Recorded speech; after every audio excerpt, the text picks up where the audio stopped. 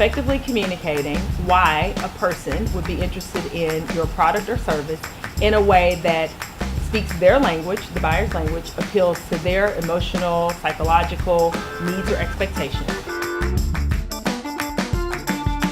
Messaging. I mean, it's just like I said, communicating to a potential buyer why they would want to buy something from you, whether that's an actual good or a service.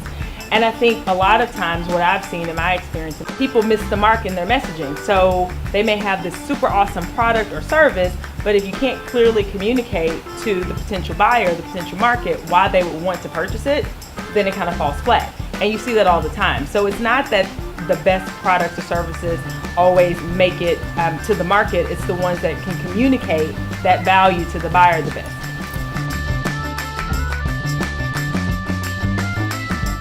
Number one, do I have a budget? The reason this is so important because I think oftentimes clients come or potential clients come with a lot of great ideas, really high expectations, and the one piece that they haven't really thought about is, can they afford to do it? And it's not to say that all marketing is expensive, but what it is to say is that marketing does cost money. You want to make money, you have to spend a little money. So I think the first thing that clients should be completely sure about is, do they have a budget? The second thing is, who is running the show? And by that I mean, say for example, your company has decided they want to hire a marketing firm. Well, who in that company is going to be a part of that decision making for?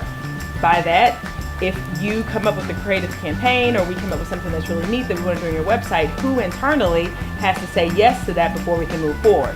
Another thing that we see, another pitfall, is that they have a budget, we come up with creative ideas, but they haven't figured out that decision-making unit internally in the organization, and those ideas don't end up implemented. So the top two things, do you have a budget? Who is driving the bus? Are the things you should consider before you partner with the agency. Two things. One, let's do a brainstorming session. And in that brainstorming session, no idea is a bad idea. You really can just let your imagination wander and come up, whiteboard, whatever we think we can potentially do to solve this marketing challenge that we're facing together. But tethered to that, you need to have the second part, which is, okay, we've done this big, huge brainstorm. We've come up with these terrific ideas. Now, based on our budget and based on our decision-making unit, what can we actually implement in the time frame that we've decided we have to implement and actually get something done that we're both proud of? So I think a marketer or marketing firm can help their clients by really honing in on those two things. So you can have these big, great, ambitious goals, but also tether them to reality by slowing down after you give those ideas the air they need to grow, and really deciding what can we afford to do and in the time frame that we want it, and then who's going to say yes or no to that. Messaging. Messaging, messaging, messaging. Making sure that your organization has clear, concise messaging around the product or service that you provide that helps the buyer, potential buyer, understand why they might want to do business with you. So if you only have one thing to focus on, get your messaging right, and I feel like everything else will fall into place. There's a bad word in marketing. You know what that bad word is? It starts with the B. It's not what you thought. It's budget.